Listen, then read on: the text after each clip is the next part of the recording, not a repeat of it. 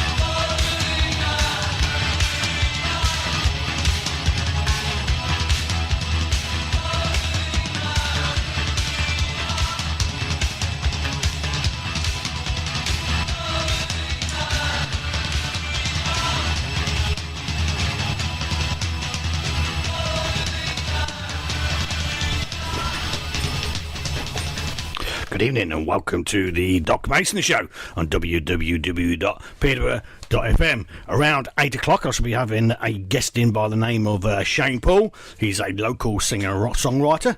But before then I shall have another guest by the name of Pedro Goffe, who is a fellow presenter on Pedro.fm and a local musician and guitar tutor. But in between then and my guest is going to play some great music. This is New Order and the song's called I'll Stay With You, and it's taken from the album Lost Sirens.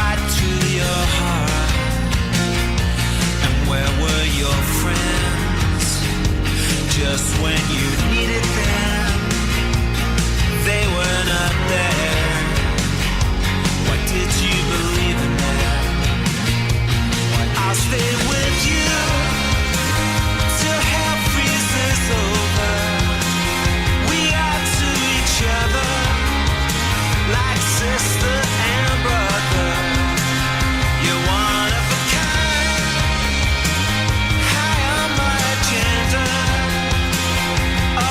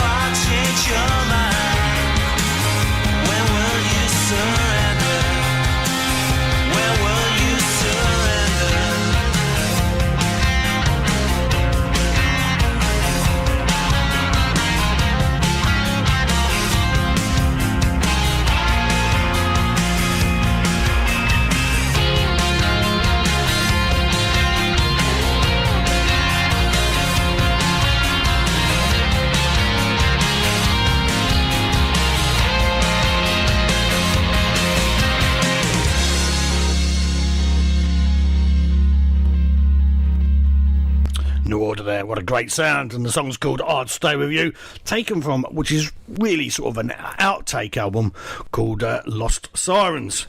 Now on to the Peterborough gig guide for this weekend. You can find Peterborough gig guide on Facebook, and it features lots of local bands, and they post their local gigs in it, but now they've got a website as well, which I think is www.boroughgigs.com, and you can find all about the local music scene on it, so it's great to have it, so I can read out, I like to support local bands and local live music, so it's great to be able to read out a list of gigs for this weekend. So coming up on Friday the 11th of October, we've got Groove Cartel at the Hole in the Wall in Stamford, Children of the Revolution at the Granary in Long Sutton. We've got the Islanders at Church Hall, Parkinson Lane, Whittlesea. And so we've got the Sensational Soul Band at the London Inn for St John Street in Stamford. There's quite a lot of live music going on in Stamford this weekend. Drive Angry, One Nation and Damaged at the Met Lounge in Bridge Street. That kicks off at 8 p.m. And the Rocket Dogs in the Cross Keys on Elder Road on Friday evening. On Saturday, we've got Hooker at the Bluebell Inn in Welland Road in Peterborough. That kicks off at 9 p.m. Five Scar at the Granary in Long Sutton. That kicks off at 9 p.m. The Beasties at Kingscliff Ex-Servicemen's Club, Wood Road, Kingscliff. That gig starts at 9:30 p.m. Camugian at the Swiss Cottage in Woodston in Peterborough. There's going to be a time of kicking off. The Delta Phonics at the Crown down in Lincoln Road. That kicks off at 9 p.m. John Solo at the North Street Bar at 11 p.m. And the Detours at the Bards, Bottle Street, Care Street in Sleaford. Oh, we're going as far as Sleaford. And the Leon at the London Inn 4 St John Street in Stamford. Now, in a moment, I shall be talking to my first Who's a geg? My first guest, Pedro Goffe, but we're going to play one more song before then. This is Virginia Plain by Roxy Music.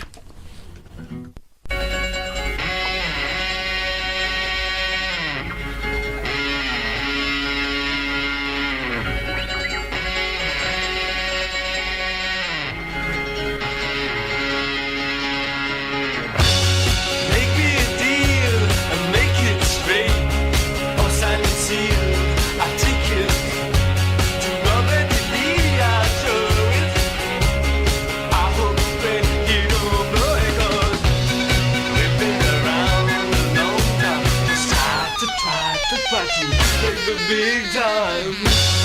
Take me on a roller coaster. Take me for an airplane ride. Take me for a 6-day wonder. But don't you pull my ride side by side. What's real and fantasy? Baby James and Acapulco, we are flying down to Rio.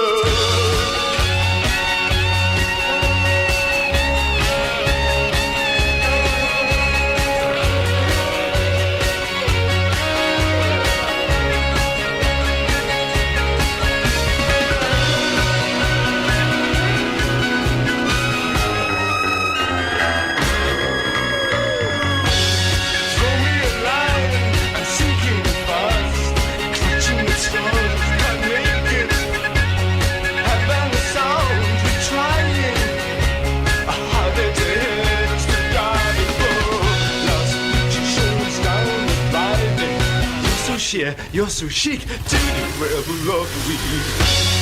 Ladies of the mountain streamline, midnight you can see the floors. Dance the cha-cha through to sunrise. Opens up exclusive doors for now. Just like the windows look the same. So me and you, just we two, got to search for something new.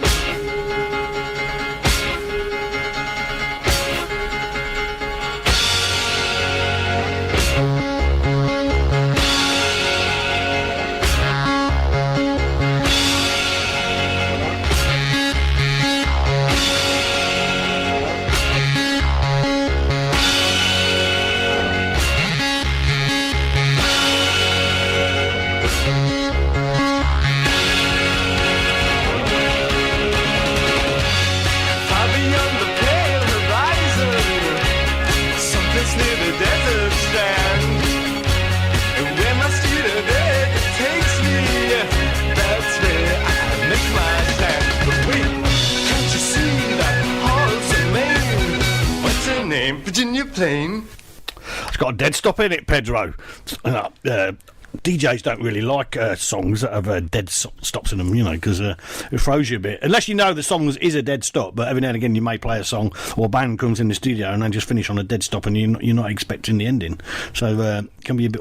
I know they're sort of a little bit innovative and different, but sometimes a dead stop, you're like, oh, God, I missed the end of the song. Yes, well, maybe they'll be positive and think, maybe next time. Yeah. I'll check what he's doing next time, what he's going to put on next time. Yeah, that's what they like. Yeah, they'd like to test me out, mate, without a doubt. You know what I mean? Yes. So how are you keeping them, Mr. Goffe? Not bad. Well, thank you again for asking me to intervene, parachuting. I parachuted Pedro in. He's been giving somebody a guitar lesson, and I hijacked him into the studio because we haven't got a guest in till later on. So I thought, we might as well have him in the studio for a little while and annoy him a bit. So I suppose the rehearsal, the guitar rehearsal I was going to have at home, I'll just have it here. That's the way to do it, mate. I'll play a few things. Put it out on the airways. So you was quite a young man when you first picked up the guitar. How old was you?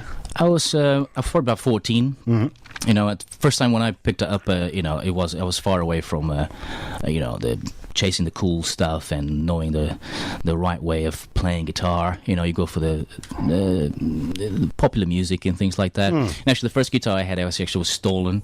There was this charity event locally, and someone lended my guitar to this friend of the family, and I never saw it again. So the second guitar I got, I held on to that one. Yeah. Cheap guitar, bought in the Chinese shop, and I ended up doing amazing things with that. So if people out there think, do you need amazing expensive guitars to start doing music, you don't. Of course, beautiful and expensive guitars can be very nice. Not denying that, but you can do great things with small equipment. Really, it's what you do with what you have. Of course, without a doubt. So I mean, I've been in bands, and they all have to have certain sort of amps, and they have to have certain pedal boards and certain guitars and all this sort of thing like that. And you think, I can't really see you making that much difference, because it's got to be how you play the damn thing, really, more than anything else. Yeah, I mean, it does help sometimes to have the right equipment to do certain things, certain effects you may want to have, certain control, and to have a control and let's say product of what's coming out. Yeah. Control the outcome of what you're trying to put out. But it can be quite overrated, with especially with guitars. I mean, the market is flooded, for instance, with Gibsons and Fenders and all those type of things. When there's so many other guitars that and Les Pauls, Les Pauls, and they do just as well. Yeah. But people just fixated with marketing. And but the good thing actually is that I've been seeing a few music shops recently. Is that the type of designs, sort of cool designs you would normally see on the fringes of the guitar world, actually are now available, in guitars that are more accessible. Yeah. So, for instance, you have binding, which is that little white little thing around the rim of the body of the guitar. You wouldn't normally see that on cheap guitars, but now you start to see that more often. Even the way the pick guard is cut, there are sort of little variations to that. You would only see that if you're really looking for different guitars in the market, in the world, really. Some of them mostly in America, or luthiers in the UK that are a bit more offbeat, and obviously they would be more offbeat because it pursue designs that are a bit different, Yes. And now you're actually starting to see those designs. I sort of like them the mad designs from the 1970s that some of the glam rock and the heavy rock bands used to play, like with electric guitars of what I call a flying V shaped and all stuff like that. Yes, there's a big market for that actually. I mean, guitars there are what we could call vintage, the Honors, and I think some of them are very big in Japan, because they like that sort of glam rock. Yeah, the mad metal. Yeah, so, and of course a lot of good bands like Sonic Youth have popularized the jazz guitar, the jazz master, Fenders. So obviously we tend to think that a guitarist's guitar it's the knight's Excalibur. So sometimes you tend to think that, well, if I only had that guitar, I'd play just as well as that guy over there.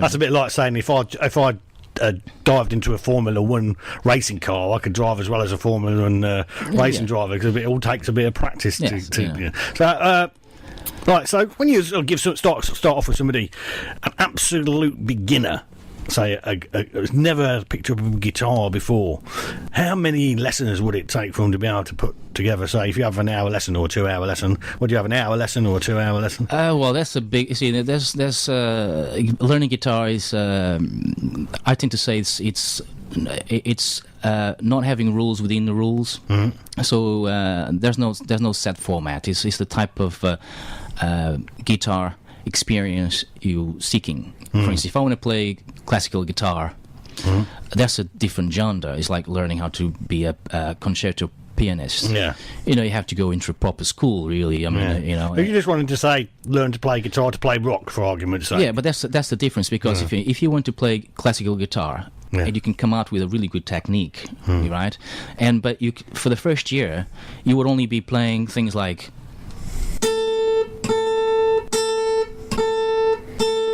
I'll get fed up doing that, Just for the first year. No, I'll be too impatient. I want to be on stage within 6 weeks. That's the thing. You see, because why? Because in classical guitar, you don't use picks. You use the fingers. Yes. And also use each individual finger independently. So it's all about getting all the balance right, the tips of the fingers, in conjunction with obviously what do you do? So what do you teach? With the left hand. Do you teach classical guitar? No, but I've started with some friends that were being taught, at music academies or music schools, classical guitar. So they were in my class when I was in high school. Yeah. So I would just say, look, I want to learn from these guys. So I pay them a little pocket money. They would teach me sort of the shortcuts and little secrets and things like that. And they would actually, they teach me as if I was starting. Excellent. Yeah. And I would kind of pick up a little bit of theory and really, but it was, classical songs, like. That type of, and it's very nice. But the thing is, it takes a long time to take music out of a music sheet. I'm too impatient for that. Oh, definitely would be as well. And so I very quickly, also by coincidence, I sort of hooked up with a local friend, with a friend that I met in the army, actually, because it's a bit like in Israel. You have to, in Portugal at that time, you had to do your national service. Yeah. So we ended up having a little band and do music together. But the good thing is that, that really clicked with me. So it's about what clicks with you. So for argument's sake, if I said to you, Pedro, can you give me a few guitar lessons? And I've never played guitar at all in my whole life ever.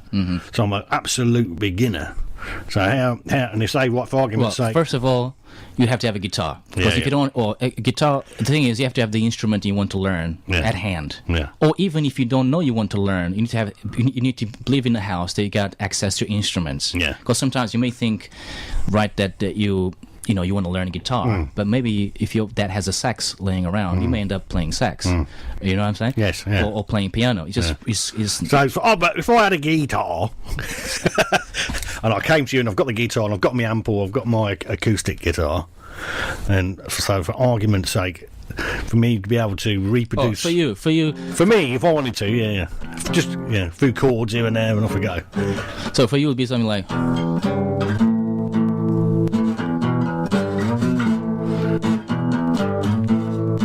Yeah, we could go for that one. So we'll go for that one, something like that. Yeah. But basically, it would be about simplifying things. I wouldn't be seeking to. I would explain, like I was just saying. For instance, you can play with picks or with just fingers. If you play with picks, you have a certain possibility. You only do things like I was just doing. But if you, for instance, playing with your fingers independently with your right hand, you can do things like.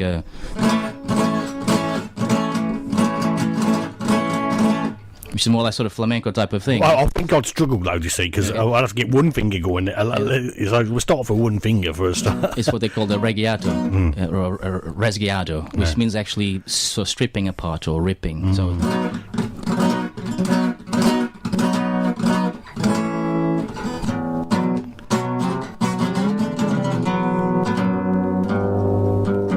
You got to have some fast hands there, mate. I tell you.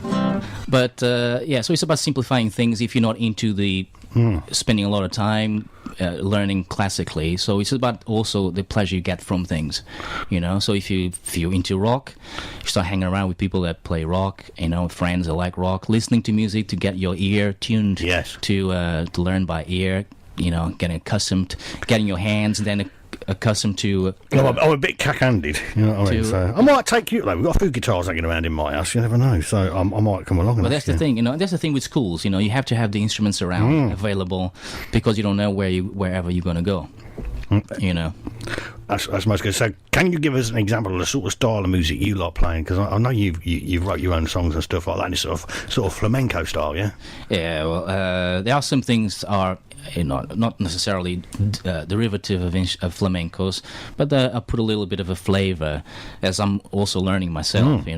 So, but my thing for the last few years been been writing instrumentals because I'm not very much of a singer type of thing. I used to sing, and I got a lot of songs where I do sing, but that's part of a different period. Probably would like to revisit that when maybe someone sing that for me type of thing, and they're very good, But I kind of left that thing behind. Now I'm into instrumentals and try to find a mixture of playing them in acoustic, but also probably in electric with the right type of effect. I can actually find the effect a little bit, give a bit of a sound of fusion. Although I'm no fusion expert. Right then, so Pedro, we're going to put you on the spot and make you play one. Okay, so this is just a rehearsal, right? This is it's not a performance. We hijacked him. But let's do a bit one that's sort of inspired by the sounds of Spanish music. Yeah. Okay, so let me just.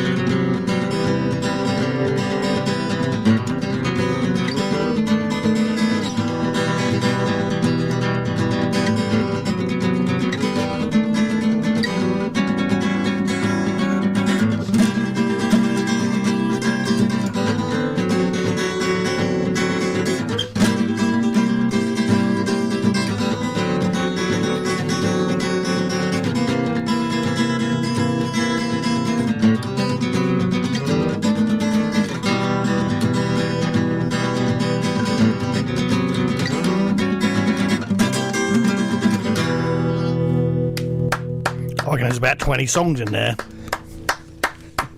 Sorry about I got a few mistakes in there. Well, yeah, I thought, oh, that's a good start to a song there. That's a good middle bit. That's a good start to a song there. That's a good middle bit.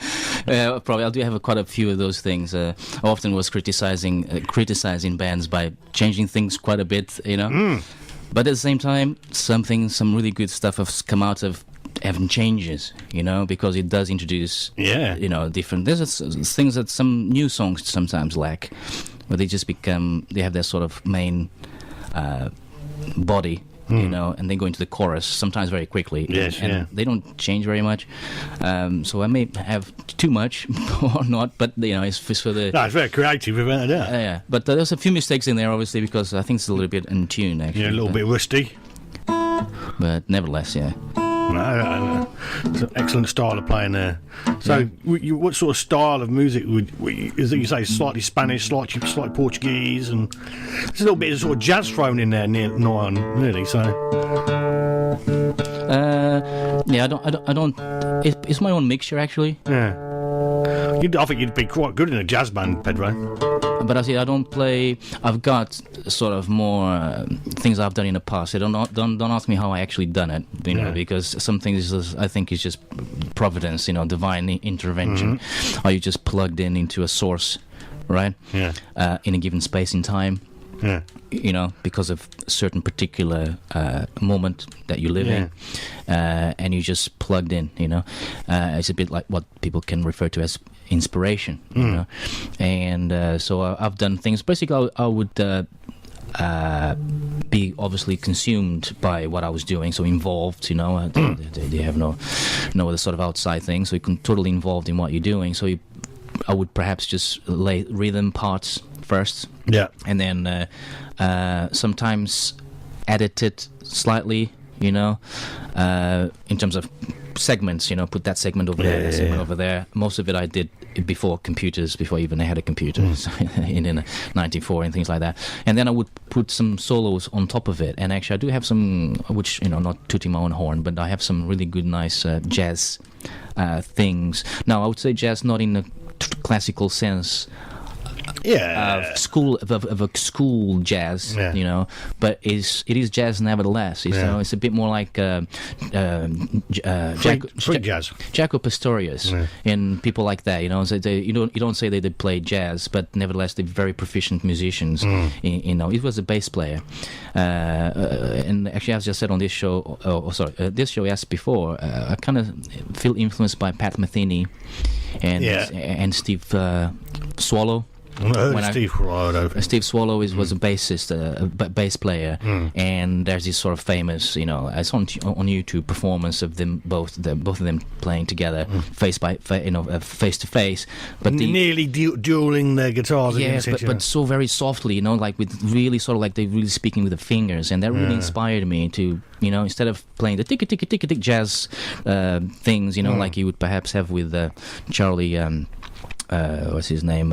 Sort of typical jazz. You know, they associate with the Charlie Parker or the greats. I'm not up on my jazz that much. I must admit, like, you know. But nevertheless, it's not that. Although it kind of draws some elements in that when you know jazz, you know. But of course, you know, I didn't pursue that particular segment. I just, you know, and now more later in my life, I've decided to really explore. As I'm not singing, but I do feel drawn to play guitar. These things come out, you know. So I do play. Not only that, you could metal some of that up and have some really, really mad metal sounds running off there if you metaled some of them riffs up here and there. You know what I mean? Well, that's the thing, you know. I was, you know, I'm not a metal person, but you know, I appreciate, you know, all sorts of music. You know, you give it that sort of alternative sound, you could end up sounding like a Jazzy Pixies style. You know what I mean? That sort of way Black Francis plays his guitar. I can see them sort of riffs coming out there. So you're gonna have a go at another one for us. Yes. Have you got any titles from? No, this one. You wanna You're probably going to enjoy this one. It's going to be different. Is this one song 47, or do you, like I say, do you have a title for any of them? Well, I've got 48 songs that I need to record from scratch. And actually, only recently, I had them all on paper, most of them on paper, or half of them, I should say. And so I said, look, I mean, I need to actually put this from paper into audio so I can, you know, it makes it easy for me to kind of remember these things. And you know, if something happens to me, at least there's a body of work. There's a body of work, you know, that, you know, but, so that's, but it needs to really be recorded properly. But, okay, so I can have another one. Okay, yeah. Yeah, go on. So it's going to be a bit long, but it's normal. So I can always put my hand up. Yeah. Like that. And you say, you have to give it a dead stop. Okay, so let's see if I can do this.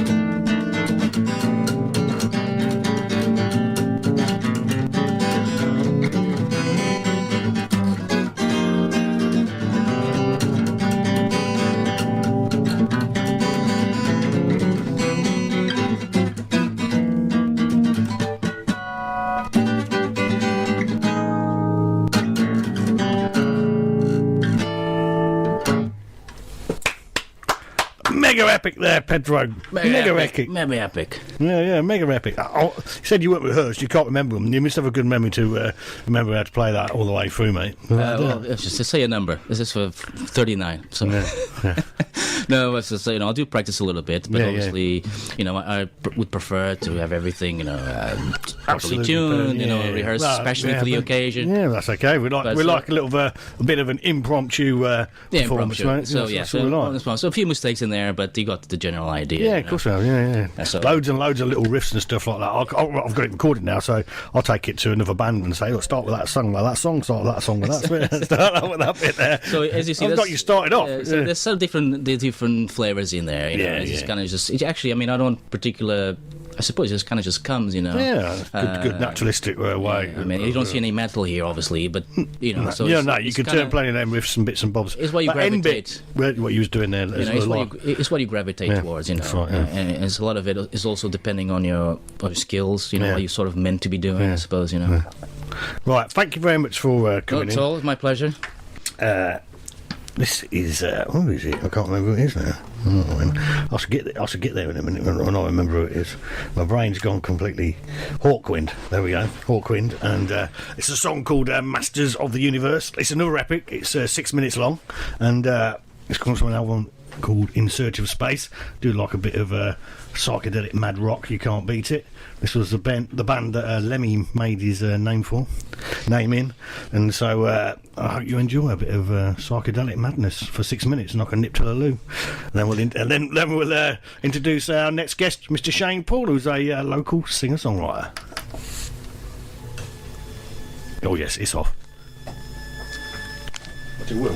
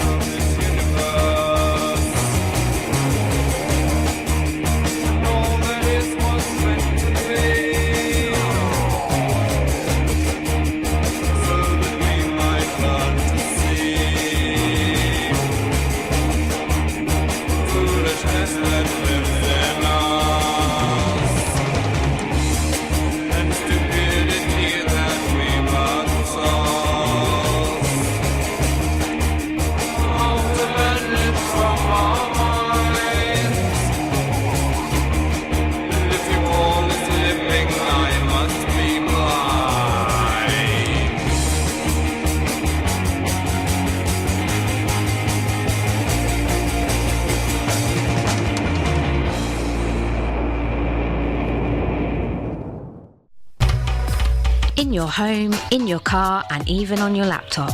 Tune in to 87.7 FM and online at www.peterborough.fm.